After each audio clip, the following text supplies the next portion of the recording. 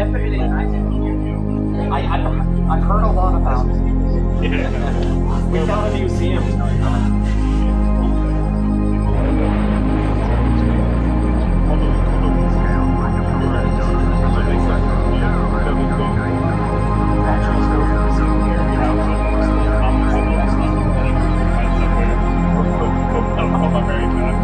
Yeah, it's essentially the same thing.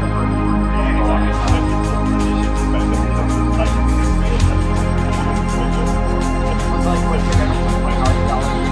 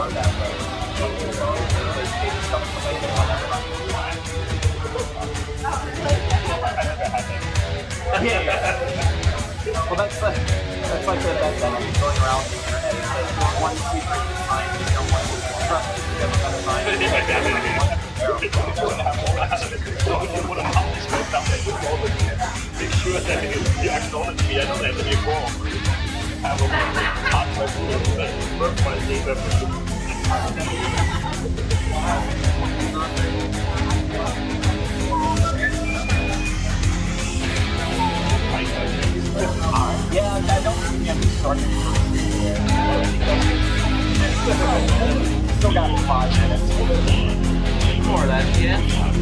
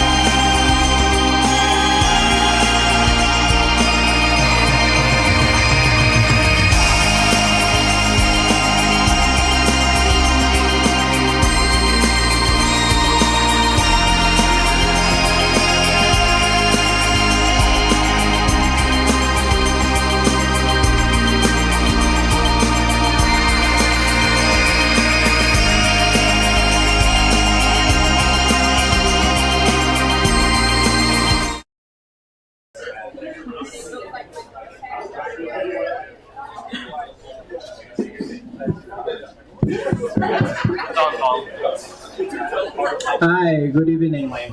Hi, how are you doing? Are you enjoying the summer? So? It's kind of humid outside, right? Um, Welcome to Astronomy on Tap. Especially, we have some RU students at LSU who are joining us today.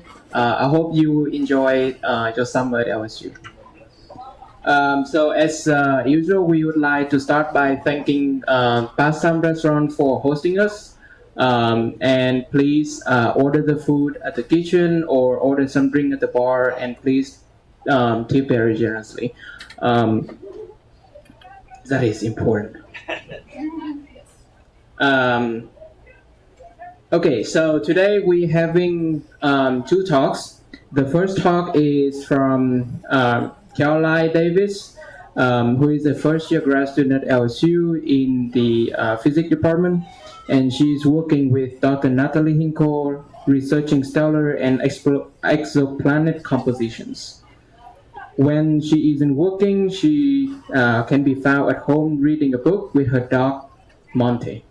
So let's welcome Caroline to the stage.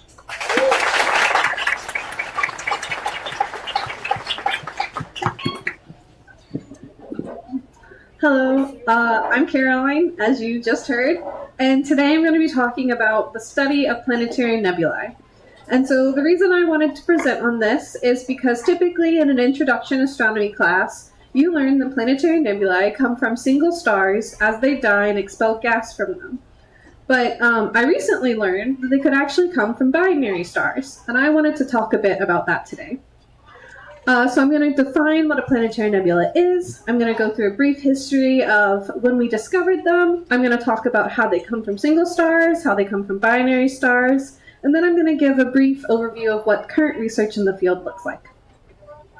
So to start with, a planetary nebula, when the term was coined by William Herschel, they were compared to planets like Uranus, which is where we get the term planetary, but they were a lot fuzzier, so that's when they get the term nebulae. And the reason I mention Uranus is because the guy who coined the term planetary nebulae also discovered Uranus. So that's kind of what he was comparing these objects to. However, as telescopes got better, we realized that these weren't planets, but instead they were gas far away from our galaxy. So they're not planets, they're gas. Keep that in mind as we do go through this. So the discovery was actually by Charles Messier, though he didn't know what he was looking at. He was looking at comets. He wanted to study how they went through for other purposes, but he realized there were things in the sky that looked like comets, but as you watched them over the night sky, they didn't move like comets. So he and one of his fellow astronomers, Pierre, decided to write down all of these objects so other people wouldn't be confused by them. And they wrote down a list of 103 objects. 4 of which were planetary nebulae. The first one that he discovered was Messier 27, which is pictured here, and it's the Dumbbell Nebula. So this was the first ever recorded planetary nebula. A few years later, Frederick William Herschel, with the help of his sister Caroline and later his son John, took 20 years to do a deep sky survey of other nebulae because they realized there were more than just the 103 objects. And they ended up discovering over 2,400 nebulous objects in the sky and coined the term planetary nebulae. So now that we've seen them, the next step that astronomers tend to want to take is to figure out where these objects originate from and what makes them different from, say, a star or a galaxy or just a random blob of gas. And so the first person who tried to do this was William Huggins in 1864, and he looked at the spectra of these objects. And so spectra is just whenever you're looking at something, at the light that something emits, and you can tell the elements from it. So kind of think of a neon sign makes different colors based off of what gas you put in the tube. And so he looked at these spectra, and he found that there was an element that was being emitted from planetary nebulae that wasn't being emitted in other objects like galaxies. But he didn't know what this element was, so he dubbed it nebulum. Mike? Several years later, in 1927, Bowen discovered this unknown element was actually just O2, two oxygens together. And so now that we knew what this mystery element was and we were able to determine other elements through spectra, astronomers kept looking at these objects. And so as telescopes also got better, we were able to do better resolution on what was in these objects, and people realized that there were stars in the center. They originally could only see one star because binaries either were too close or just because there was one star at the center. And so people began writing papers speculating how these nebulae could come to be from a single star. And this is what we teach you in astronomy classes, that they can come from a single star dying, outputting gas, and you get something that's spherically symmetric because a star itself is spherically symmetric. But 80% or more of planetary nebulae are not spherically symmetric. And so they were trying to theorize also how that could be. And so some theories were that it could come from, that the shape could be bent by solar winds, magnetic fields, which our own sun has. But even so, they also were discovering that there were, in fact, binaries like DQ Her that were at the center of planetary nebula. And so they needed to do more studies on that into things like a common envelope. And before I get into a common envelope, I'm going to briefly discuss the difference between single stars and binary stars. So single stars, they all come from stellar nebula, which is just some gas, and then that gas condenses down to a star. And the star is either really small or really big. So it's either less than 8 solar masses or more than solar masses. We're going to be looking at the smaller size, which is less than 8 solar masses. And so those become a red giant, and then they off-put gas into a planetary nebula. However, for binaries, it's a bit more complex, where they interact between the two, but we're only going to focus on this part called the common envelope. Now, notice how some binaries don't get into the common envelope. That'll come in later. But the common envelope is basically, there's a big star and a small star, and the big star eats the small star, and sometimes when it's eating the small star, they share their gases together, and that's the common envelope. And then this, whether they become a common envelope or not, is dependent on other factors like temperature, mass size, and how close they even were originally. So that, and then eventually they reach an equilibrium where they become 2 stars again, and they output gas, and that gas is what we see as a planetary nebula.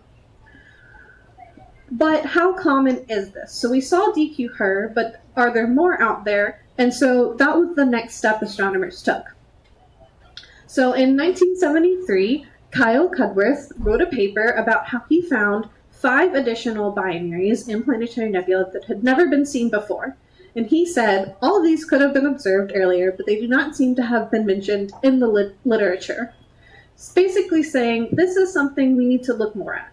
Even because in 1949, David Evans published a paper saying he had seen a binary in the center of planetary nebula. But he didn't really know what it meant. He even said there's a great deal which is puzzling about these descriptions, which I find as a very funny line.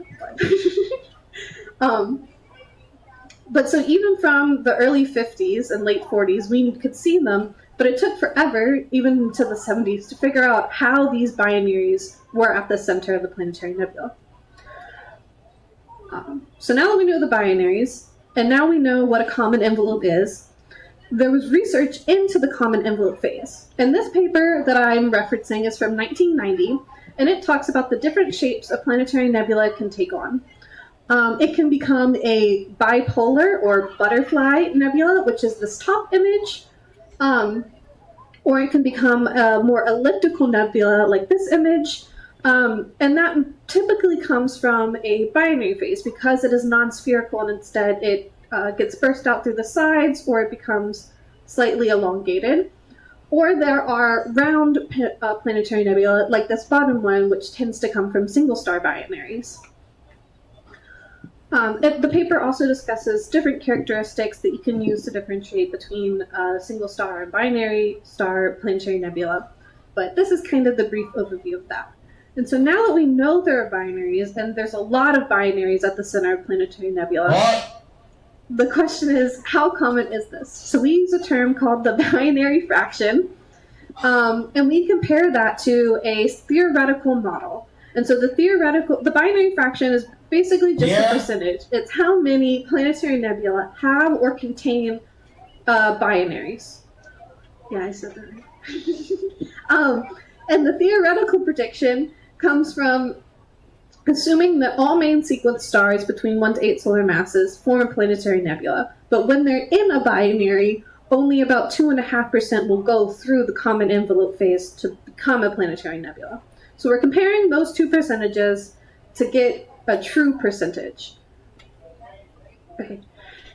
So some current work. In 2015, there was a paper that used a sample size of 34 planetary nebula with binaries at the center. They did a lot of fancy math that I personally did not understand to reverse engineer what they looked like prior to the planetary nebula with a main sequence star. And then they did more fancy math to determine that the binary fraction is actually closer to 50%. So saying that about 50% of all planetary nebula contain a binary. There was a follow-up paper in 2021 by some different researchers that did the same methods, but they used a stricter definition of what a planetary nebula is to get a lower limit of about 20% as opposed to 50%. But both papers state that more work should be done and we need to look more into this information. So in summary, planetary nebula are not planets, but they are output gas from dying single stars or binary interactions.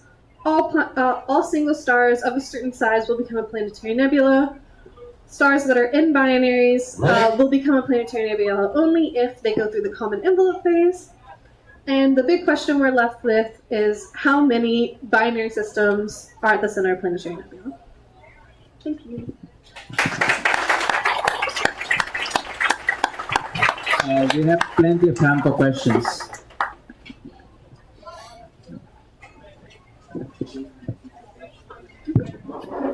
Anybody observed maybe 3 in the center? So that's a great question.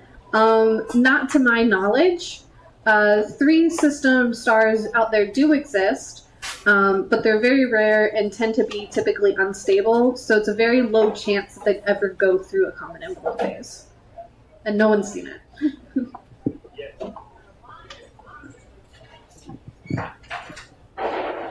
Why did it take them until 1920 to realize that the planetary nebulas contained oxygen? Why did they not identify as oxygen before 1927? I would have to assume it has to do with technology and being able to determine what elements came out of spectrum. Okay. Just a question, so with the Webb telescope, you basically get a lot more data.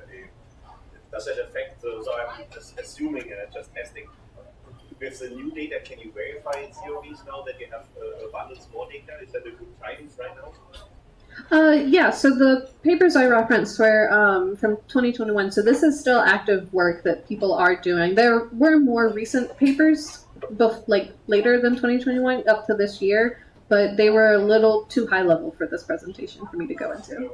So I was wondering, so is the Webb telescope useful for this research? What telescope? James Webb. Oh, James Webb. I don't know if people will be using James Webb for this. I could see how it could be used, but I didn't find anything about it.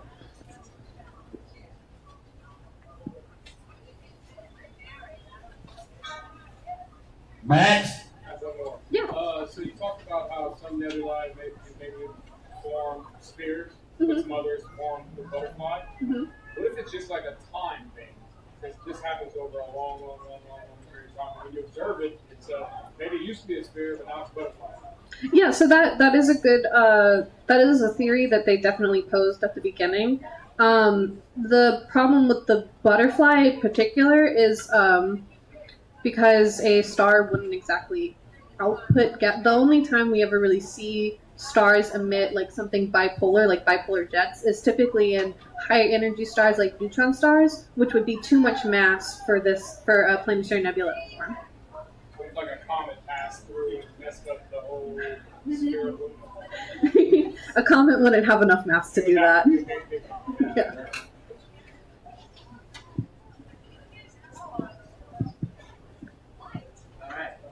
All right. Thank you. Let's thank our speaker again.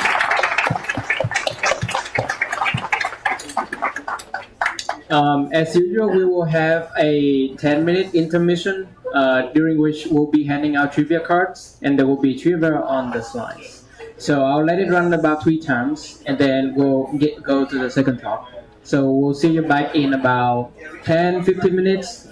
And if you want, you can order some food or drinks. Feel free to do so. Feedback. Huh? When you're really quick, turn it off. Otherwise, you're going to think you're feedback. You can really not know. Remember? Yeah, everything.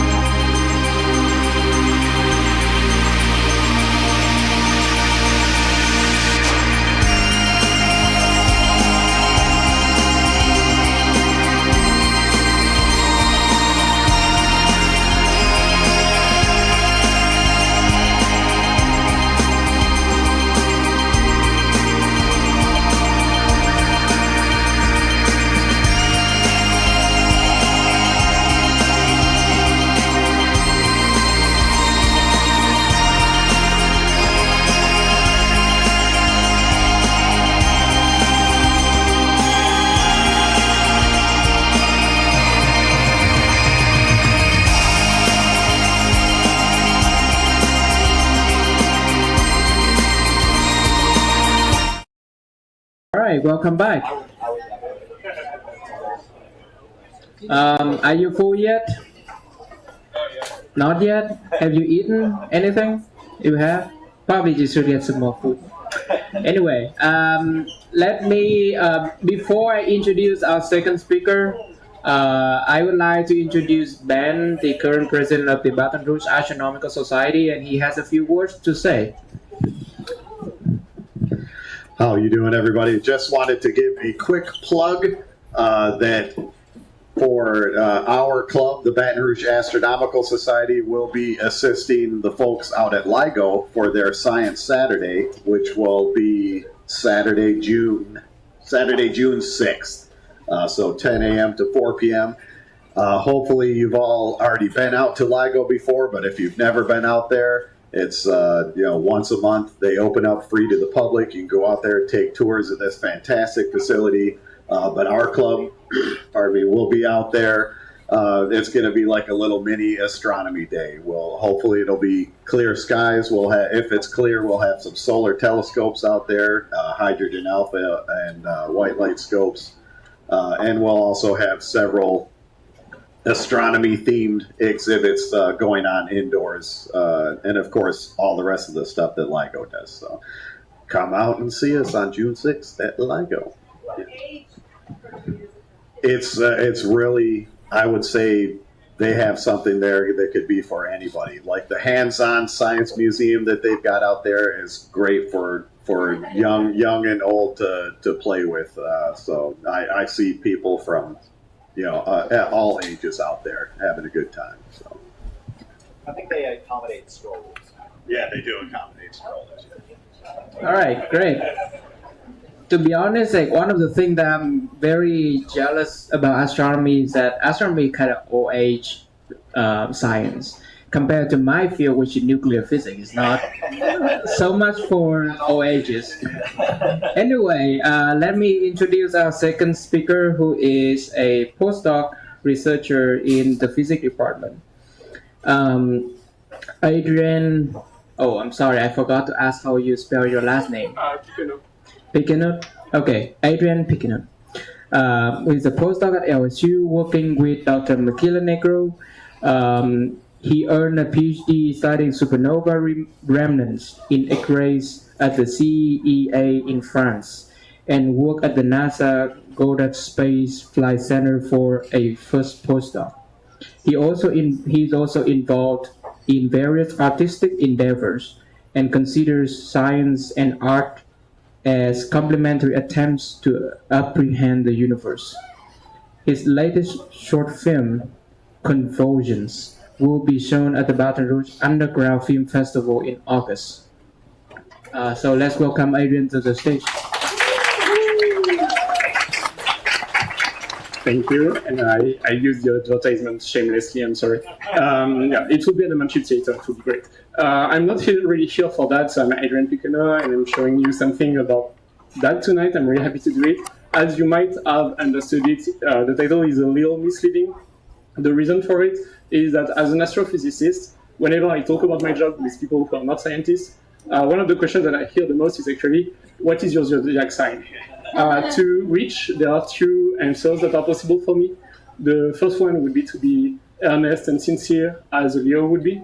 And the second one would be to be a little annoying, as a scientist would be. But that second answer can sometimes lead to a very interesting discussion, which would be, well, what is science? Because why astrology is not science, while astronomy is science, and that's kind of the purpose of the talk here. So that's the first part, that will be very long. I will try to stay within the limits. And there's the second part that will be much shorter, that will be more of a personal rant on why I think metaphysics is still very important. There are disclaimers here that I will not read, but basically the idea is that this is a very complex and deep topic that I will only scratch the surface of. The idea is to try to spark some interest in you so that you can do your own research, basically. So what is science? The naive answer would be to say it's a way to study and attempt to understand Earth's surroundings. And I actually like this answer, so we'll just keep it. And we will focus on another question, that is, how is science? What is this way to study things that we call science? What is what we now call the scientific method? the first requisite is it needs to be through observation and experience. So that's what we call the empirical method. Obviously, like there's many ways to do the empirical methods that evolved over time, and that's what I will talk about. But the basic thing is that you try to understand things by looking at them, basically. Then, like, when did we start to do that, and how did it evolve? So when is science? Well, the two oldest branches are astronomy and medicine, plus the byproducts of evolution of techniques that we will not talk about because it's difficult and not very interesting, and mathematics, but it's not a science, it's a language. So go back to prehistoric times, we already have signs of astronomical knowledge through tomb and temple orientations and traces of healers, like kind of medical people, basically. Ancient Egypt and Nubia, we have already like written traces of diagnosis and treatment of disease. We also have a solar calendar, so non-lunar, very close to ours. And it's really interesting to know that the pyramids are usually aligned towards the pole star, and that they have star tables. So like just writing observations of the stars and planets, mainly used for predicting night flooding and select the date of religious celebrations. In Mesopotamia, we have prescriptions with treatments and formula. We have diagnostic handbook with measures to prevent the spread of disease, and we have also animal physiology studied for divination. So that is like a clay liver to study the anatomy of animals for divination purpose. Babylonian astronomy is amazing. So Babylon is a part of Mesopotamia, and I'll talk a bit about that because what they have is completely crazy. They had already astronomical diaries, ephemeris, and a lot of empirical observations. And their numerical system was base 60 instead of 10, as we have, which is the reason why the sky is divided into 360 degrees. So we still use that, and we still use the base 60 for time. It's also the first mathematical description of astronomical phenomena, and that basically inspired everyone else. It's also the first zodiacal signs, because 12 is also a good divider of 360. And at the time, astronomers were also diviners who were attempting to describe an ideal universe to read omens, basically. And so good to know that at the time, astrology was mundane, meaning that it was about current events, like the death of the king or like that kind of things, and not about horoscopes and natal astrology as we do nowadays. So here's this slide. First requisite is empirical method. You see that it's pretty old, but also you can see that a lot of the examples I showed have interpretation angles that include magic, mysticism, and religiosity, which are values that we usually do not correlate with science. So how did that change? And the answer is it did not for a very long while. And the question I ask is, why would it? So next era, the Greeks. Everybody, I think, in this room know that the Greeks are amazing. They are full science. Here are a few examples that are not that famous, but very important. Some guy understood that the moon is not producing light, it's reflecting the sun. He also understood that the sun was a star. It's also the first heliocentric system, meaning the sun is in the middle. Well, people forgot about that before coming back to it, but that's kind of crazy. And also, there's the beginning of an evolutionary theory where humans kind of evolved from fish. And plenty of other examples. But what we are interested in right now is the theory of knowledge, where we have the first people who actually like theorize what it means to understand things, like what is the scientific method, basically. Thales would be the first natural philosopher who used mathematics, observation, and deductive reasoning to explain the world. And a little later, we have Plato, for whom knowledge is reason grasping forms, so it's not based on senses. So that's a very interesting thing to understand. There was, for him, the unchanging true world of ideas or form, and the ever-changing material world. What our perceptions, our senses, and everything give us access to is the material world that is not important for him. That's not something relevant. What is relevant is the world of ideas, or the world of forms, which is attainable through reason and knowledge. And that's the very famous Canon allegory, basically. Then we have Aristotle, who wrote about everything, influenced everyone for centuries, and he was also heavily influenced by Plato. For him, they are still universals, but they are encountered only when given material substance. Meaning that when Plato had world of forms and world of matter as kind of separate things, Aristotle had both of them on top of each other, more or less. Like you can access the world of form through understanding of the world of matter. So that's the idea of universal truth that can be reached through observation and deduction. And in that way, geometry is a link between matter and form. It's also the first systematic study of logic, so he wrote about demonstration, syllogism, and he kind of coined the term, I think, natural philosophy, so the people who try to examine the phenomena of the natural world. So that's what we called science for a while. Like science became science very recently. It used to be natural philosophy. It's also the inventor of metaphysics, even if he didn't coin the term himself. And the idea behind metaphysics is kind of purely deductive one. If you have an empirical observation and through deduction you obtain a theory, and then you use your theory to justify the empirical observation you had in the first place, your reasoning is circular. So what you need is a first cause to explain the empirical observation, and it's the basic idea that you cannot gain knowledge out of nothing. It's like the axiom in math, you have to assume something so that you can build knowledge out of it. In physics as well, we need perfect enchantering principles, or they needed, like causality, for example. Like we need causality to explain things. So these are the requisites we have. Now we can add metaphysics as a set of assumptions on the reality on laws of the universe. So in the specific, well, there's a S that disappeared, but like in the specific mindset, it would have been like observations and world of form. And obviously, if your metaphysics include moral and mystical notions, then natural philosophy does too, because natural philosophy builds on metaphysics.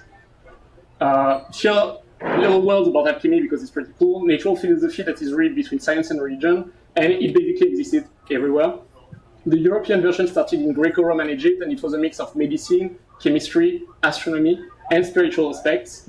And its metaphysics is basically a strong link between material and spiritual. It's also interesting to note that they had a huge influence on modern science through the development of techniques, tools, chemical discoveries, and medical advancements. It also was transformed into medical and into modern chemistry in the 18th century. And they had cool pictures, which is always cool to see. Scientific revolution around the 16th, 17th century. So Tycho Brahe saw a new star, which was actually a supernova, but you couldn't know it at the time. Then Kepler saw another one. Copernic and Galileo Galilei happened to really like the sun, so it becoming the center instead of Earth. And that all tended to kind of destroy the belief into the immutability of heavens that was Aristotelian. So there's a complete paradigm shift in the way we understood nature. We also have telescopes, so cool observations, much more information to work on. And Kepler discovers planets have elliptic motion, so laws of planetary motion. So things become more precise, more clearly examined and understood. Newtons come with laws of motion, so that's a true mathematical understanding of gravitation, which is basically what physics started to be. Physics is applied math, starting with Newton, basically. And Newton also wrote a lot about the scientific method to refine the empirical method and how you establish models. So basically, you have observations, you take notes, you refine the observation, you formulate a theory, you do specific observations and that kind of things, and you do it in a reproducible way. So that is an early version of the hypothetical deductive model that is named and theorized in the 19th century. At the same time, Newton spent a lot of time studying alchemy and the Bible, which is completely consistent with the framework of the time because it's part of understanding of the universe, basically. He's also responsible for the gold standard. Like it's completely unrelated, but it's cool to know. It's also a philosophical term, 16th, 17th century, always. Francis Bacon, who it's not, but like it's a homonym that I really love, wrote about the fact that you need to isolate formal cause for a phenomenon. So that's kind of what we still do to understand things. In a laboratory, if you want to understand the influence of a specific parameter on something, you try to isolate it. He also wrote about how you need to investigate all things natural with no preconception, which is the idea of empiricism. And here you can see the start of an actual decorrelation between spiritual and natural philosophy matters.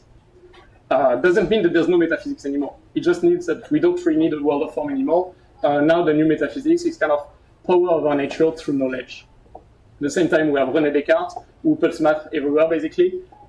He proves ethics from math, and he tries to solve the first cause, basically erase the need for an axiom through the cogito, which means I think, therefore I am. The idea is then that as a thinking being, you are bathed in a bunch of phenomena that you are seeing or whatever, like your senses. His point is that these phenomena either make sense or are caused by some evil demon that is misleading you on purpose. And he kind of says it's not possible. It's still a believer, so it cannot be an evil demon, so it's a moral basis for deduction, basically. So still metaphysics there, but trying to justify it, I would say. Interestingly, the cogito was kind of destroyed by Nietzsche in the 19th century by pointing out the fact that the whole sentence is implied by the use of the first person, so that's a circular reason. Also, at the same time, we see the beginning of scientific societies, journals, and laboratories, so we're getting closer to what we do right now, which is like trusting academia and peer-reviewed journals. And it's also the emergence of the notion of religion, because before the 17th century, religion was perceived as inner virtue and the precepts as laws. The concept didn't really exist, and it started to shape itself through Protestant reform, colonization, and globalization. And basically, that's how we kind of move toward conflicts between science and religion. And talking about that kind of conflicts before the 17th century is misleading, because just the notions didn't exist in that form. So we had this. In a way, now we don't really need metaphysics in the same way. It's a prerequisite. It's kind of like the framework that we use to do physics, or science in general. And the empirical method is still there, just refined. Don't enter the details, but just like having more theoretical ways to improve on the methods. But you know, like we can also doubt that nature has fixed laws. That's kind of what the 18th century was for. So Immanuel Kant, big guy. We won't talk about him. Don't really have time. We have time for David Hume, though, who's much on. I prefer Hume, I must say. It adopts that ethics are governed by reason, they are governed by passion, so that's like moral aspects of metaphysics he adopted. And he also adopts the metaphysical concept of causality by just stating that humans do not experience causality. We experience the constant conjunction of events. So adopting everything, basically. At the same time, science works well, there's a lot of results, there's a lot of new fields, and the zeitgeist of the time is kind of, let's apply the scientific method to everything, which they did. So we still have that. Now the metaphysics is kind of shaking, but at the same time, we don't really need that anymore. Like science works, so you know, like, why care? But we can see a clear distinction here happening. Science is more and more about how. It's trying to describe natural mechanism. It's not trying to explain the cause, the why, or whatever. This is metaphysics, theology, philosophy, whatever you want to put there. So there's starting to be a big distinction here. 19th century, basically, we have applied the scientific method to everything, and that works. So, cool, new things. Some are not really well received by everyone, so that's where we have the actual birth of the idea of an eternal conflict between science and religion. It's really from the 19th century. Doesn't mean it didn't happen before, but it was just not the same thing. And it was really theorized, and it really happened in the 19th century. Of course, physics was cool at the time. Basically, we understood everything. Like, everything is explained, apart from two little details that landed, like, well, you know, the 20th century is a mess. I will not go into the details because it's a long time, but I assume that you've heard of relativity and quantum physics, and if you not know that they are both physical and philosophical revolutions, and they basically lead us to reevaluate the very nature of time and space and of reality. In terms of quantum physics, it's like the first time that the act of observing has physical meaning and consequences. So the question is, are we going towards a physical metaphysics? And the answer is kind of potentially. So in the 20th century, there's a lot of different philosophy existing. Phenomenology is a particularly cool one, and that's the only one I will talk about because I think it's the most relevant to what I'm trying to do right now. Basically, the idea is that we don't really want metaphysical assumptions anymore, and we're not even sure they make sense. So, you know, like, let's try to not assume anything, and go back to the idea consciousness perceives phenomena, which is basically the cogito. It's again like your consciousness, you're perceiving things, senses, ideas. The scientific method builds models to describe these phenomena, and that's it. Like, you don't need any truth, you don't need any objectivity, you just have phenomena that you try to describe. A good example would be the perception of an apple. So it will be like all your senses, like sight, taste, smell, and the measurements you can take, like the mass, the chemical composition, or whatever. All of these are a set of descriptive qualities that are attached to the concept of apple.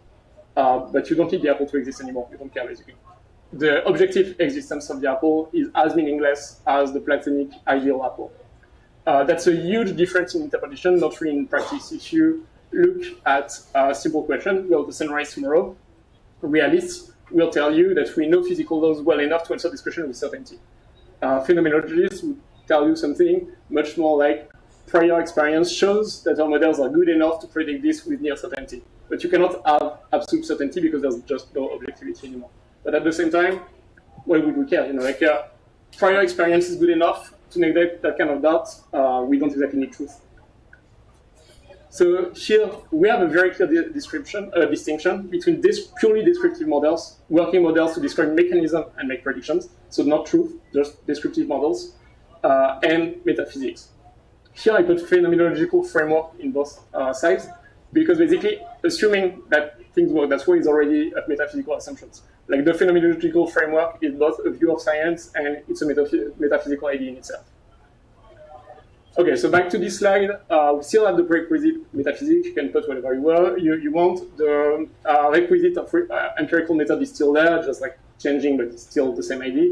20th century also add falsifiability, very cool addition, and the idea that a model can never be proven true, but it can be proven wrong. So models and theories are deemed scientific if they can predict an empirical observation that could contradict them. If you make up a model that cannot be contradicted, even if you have like the best observation ever, then it's not science. So these are basically the two important requisites. Then you have details, but that's like basically the requisites we have to the scientific method, starting 20th century and still nowadays. And the metaphysics are still cool, but in a way we don't really need this. That's the end of my first part, and the second part is maybe we do need that. So why do we need metaphysics? We have that. Of course, there are discussions about the specifics of this, but we mostly agree on that, so that's cool. Which is great, because now we can easily distinguish between science and what we now call pseudoscience. So science will have fields like astrophysics and some other things. And pseudoscience will have, there's other people trying to do science, but and pseudoscience has a lot of things. There's also, sometimes it's a little harder, some debates around, for example, psychoanalysis or theories like the multiverse, that kind of things, like it's just like things that you cannot really test are debatable. Is it science? I don't think so, but debate. But overall, we all more or less agree on the methodological tools. That part is more of my personal point of view. I think that this is a good way to understand science, a good metaphysical framework, but just because, it requires fewest assumptions. So I think that's worked pretty well, and it's very consistent with the idea of falsifiability. But I'm afraid that for a lot of people, it just looks like this. Like basically, science is models or theories, and we put everything else under the rug. We don't really think about it. Meaning that I think that the scientific method is inherently phenomenological, but it is still interpreted by many people within a realist framework. What does it mean? Well, basically it means that the modern scientific method produces incredibly accurate models and that we have a solid theorization of its requisites. However, there is no consensus of the meaning of the results past descriptive and predictive capabilities. And worse than that, I feel like there's absolutely no real discussion about that within the scientific community. Again, what does it mean? Any interpretative framework that goes beyond this model produces accurate results is metaphysics. Or it produces accurate results, like it fits well our observations, basically. Like if you say that, okay, that's quantitative, if you try to say something about what it means in reality, that's already metaphysics. There is no truth ex nihilo. One needs a set of axioms, assumptions, or beliefs to make sense of a model. And I think it's very important to make this belief conscious, because otherwise we have implicit metaphysics. And implicit metaphysics means that you are letting the common sense think for you. And that's very dangerous, because the common sense is a social construct. Common sense nowadays is not the same as 50 years ago, as 200 years ago. And I think it's nice to know what you believe in instead of letting other people do, because it's just like the zeitgeist. So do not fall for these common tricks. That's common sense bullshit. Like, do not fall for it. Materialism, nothing wrong in itself. Like, why not? This is a metaphysical idea. do not let it trick you into thinking that it's science. A lot of things wrong about this one, but basically it's Silicon Valley philosophy. This is Silicon Valley philosophy as well, and this is just a sentence that's just like, it annoys me every time I see it, it just doesn't mean anything. So I think one of the big points of this part is know what you believe, what you do not believe, and what you are agnostic about. I think it's really important, both as a scientist and as a human in general. Why is that important? In terms of science, I hope that the presentation made it pretty clear that science evolves with time and place. So the question is, what do we want for its future? I think contempt for humanity is in favor of hard science are detrimental to everyone. If we are too technical in our approach to science, it makes the possibility of paradigm shift way harder. And we have like a lot of ethical things going on nowadays, like absolute abominations take place while we basically don't talk about it. Or if we do, it's completely pointless. So I think it's good to remember also that we shouldn't do something just because we can do it, or because like some rich dude will get richer. At the same time, public discourse about science is incredibly shallow, and I say that to stay a little polite. You can just look at science during COVID, it was shown in the big media. And a lot of the abominations going on right now try to use human nature as a justification, and that's something I think that we should not let them do. So to finish, basically, I think that to understand the universe, we need to understand ourselves, which goes through history, sociology, psychology, art, that are windows on the human psyche. And I think it would be great to start inviting epistemologists or other philosophers to scientific conferences. And I will leave you on this wall of metaphysical questions that I think are worth asking yourself once in a while. And on that, I will thank you for your attention.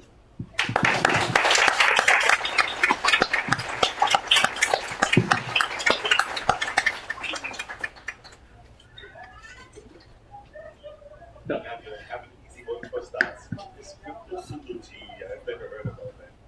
It's like searching for Bigfoot and stuff like that. Like the idea is making up an animal based on partial information and then trying to prove that this animal exists. But Bigfoot is kind of a famous one, but you have like way weirder ones. Yeah. Do you have any tips to help us avoid falling for those tricks you call social constructs? Just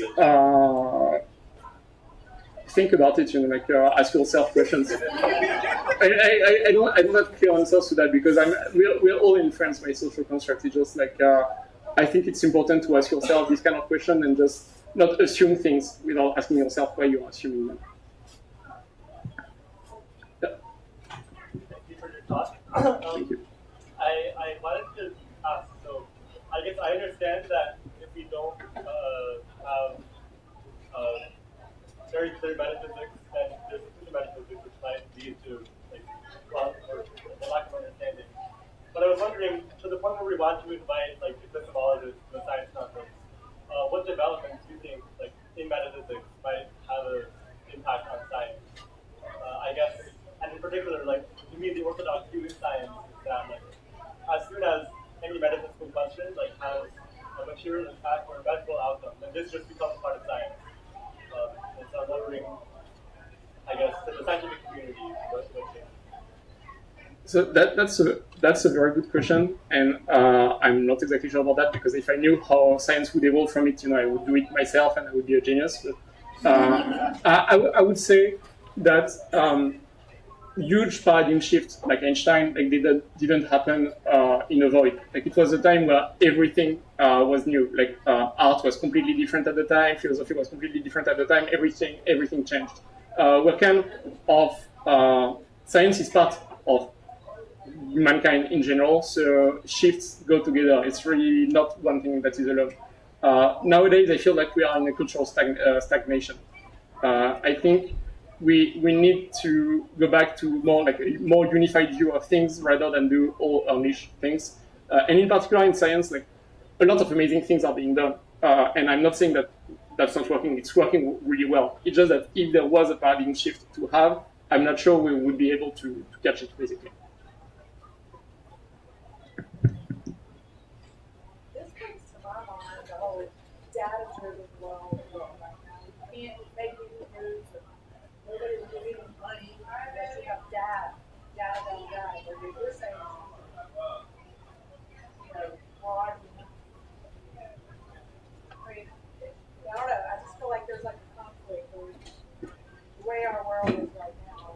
And you know, like Prove everything.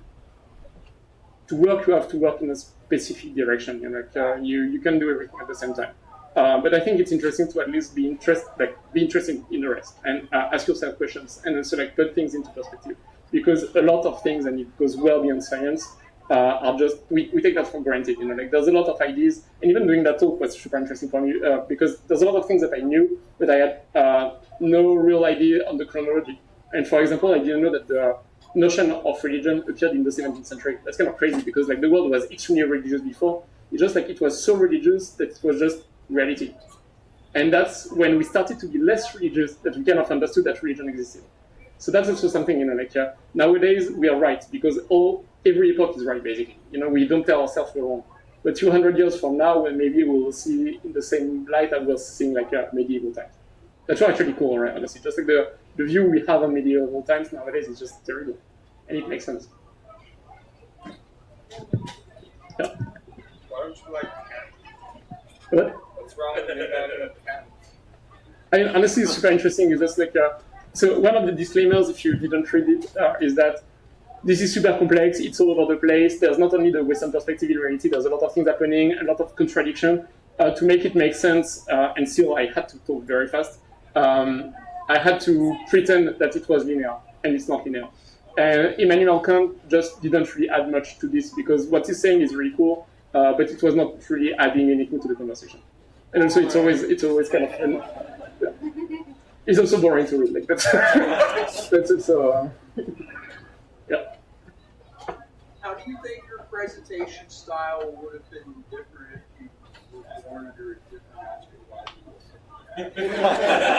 That's a very good question. I would say that there's at least one picture that would have been different. Yeah.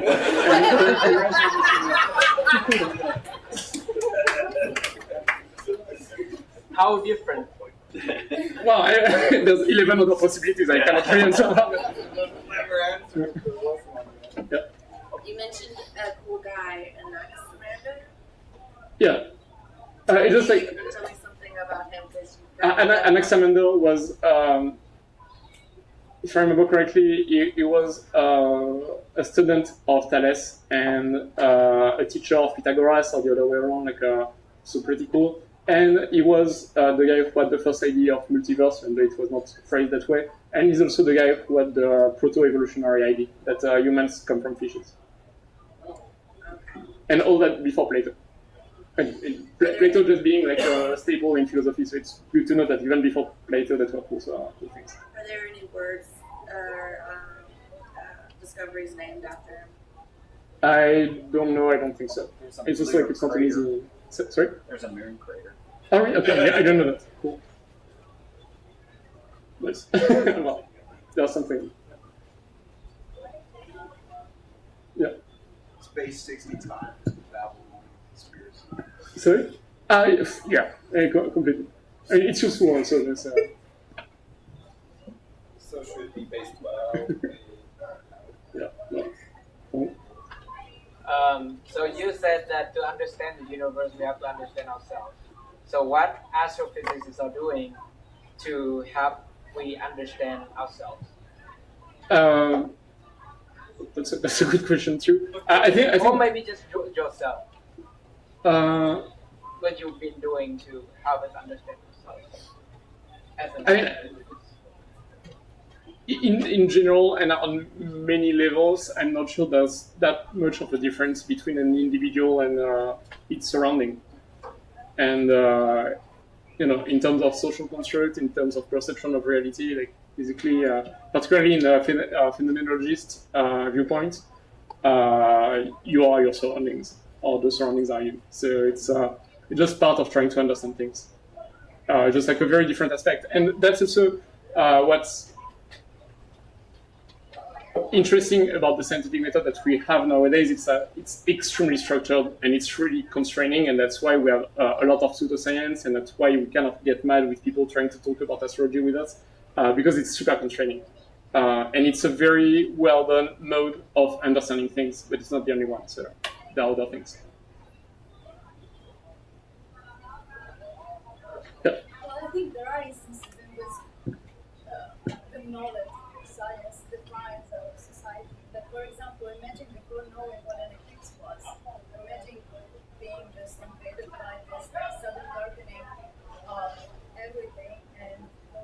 temperature by 50 degrees and all the animals going quiet, you believe that that's God?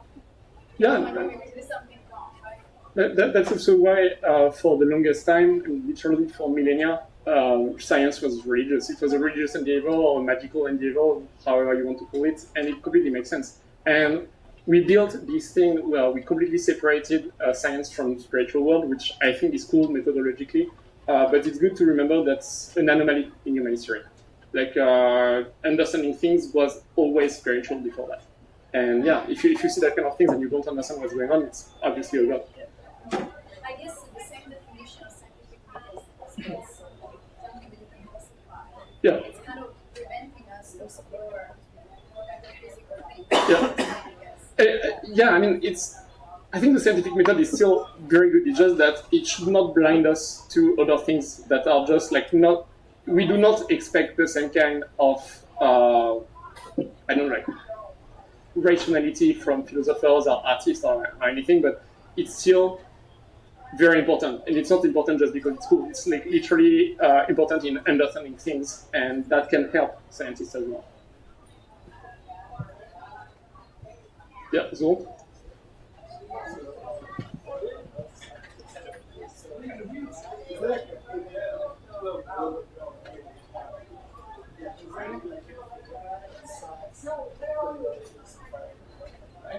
Yeah, there are lots of them. There are lots of them, and I won't say example because it's always tricky. But there's a lot of things, even within physics, that we do not understand completely. And I would say that. So for me, I wanted to do something about that, but for time reason, it was obviously not possible. For me, the next frontier is subjective experience. That's the one thing that the current scientific method cannot address, because we rely on implicit objectivity. Even if it doesn't exist, we need something that can be tested. Subjectivity cannot. And I think there's a lot of things to do there, like in the notion of consciousness, in the notion of subjectivity, a lot of things to study, but we don't exactly have the tools yet. Like, we can do it on a statistical level. Like if you have, for example, there was a very interesting book about people being abducted by aliens. Whatever you think of that explanation, it's an actual phenomenon. Like people are abducted by aliens. And then the scientist is me, said, okay, that's bullshit. But still, these people live this experience subjectively, which means something. And there's been like a few attempts to understand that are super interesting. For example, like a peak of the DMT in the pineal gland, like that kind of things, which is pretty cool. But we basically don't have the tools to handle that. So the basic scientific point of view would be to either not be able to handle it or even be despising it, like not even try to understand. Because we don't have the tools, basically. Yeah.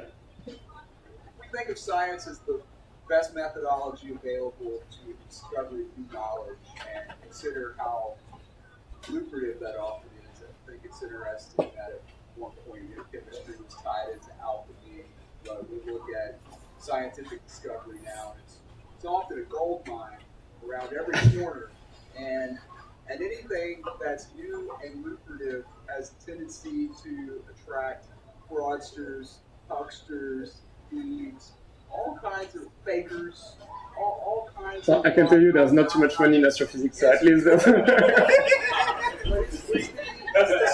It's a scientific enterprise as a whole dealing well with that issue.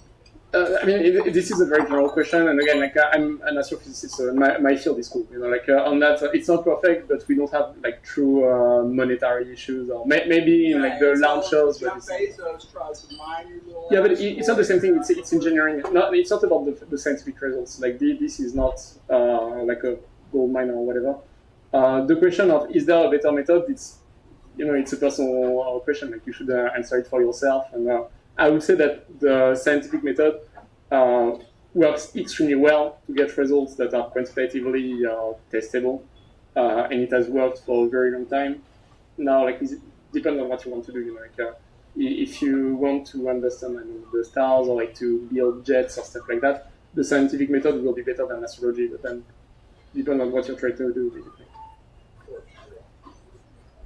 Another question: how is this affecting education? Like, what's your emotion? When I was first starting teaching scientific method, that's what you taught kids.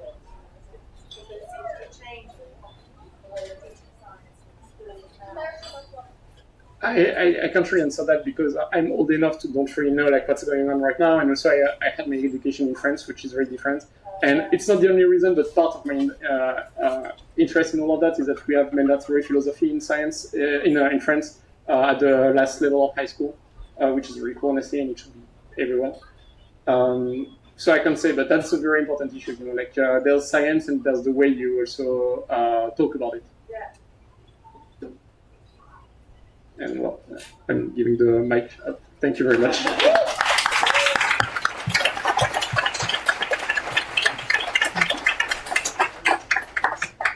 All right, thank you for the great talk.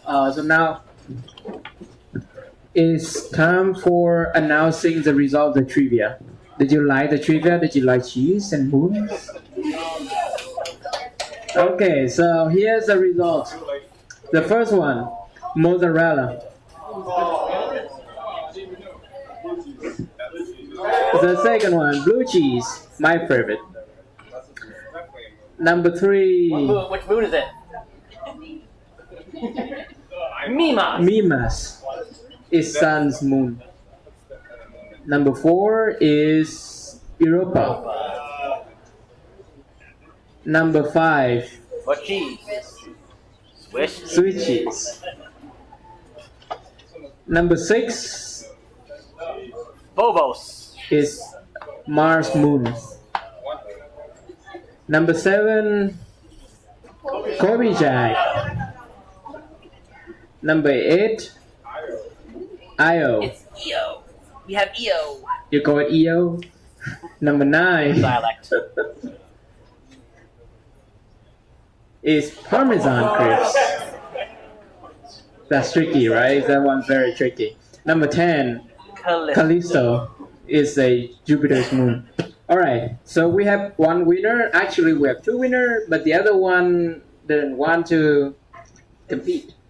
So the winner is Michael.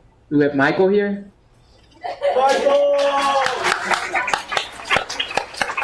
Congratulations.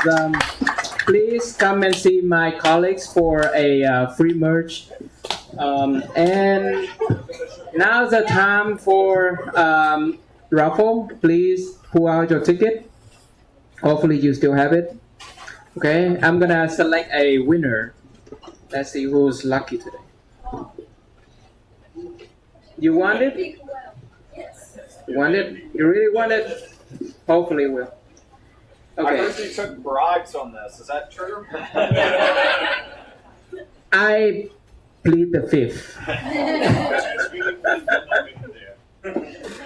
Okay, so here's the winner. There are 6 digits. Okay, it starts with 0, and it ends with 3. Okay, so the second digit is 5. Okay, the third one is 9, and the next 2 digits are 1 and somebody close. 0. Yes, congratulations. Again, come to see my colleagues. They will give you free merch for the night. All right. No, that was not Michael. But there's something going on in that table, right? There might be something on. Anyway, we'll hope you enjoy your summer, and we'll see you next month. Have a good day.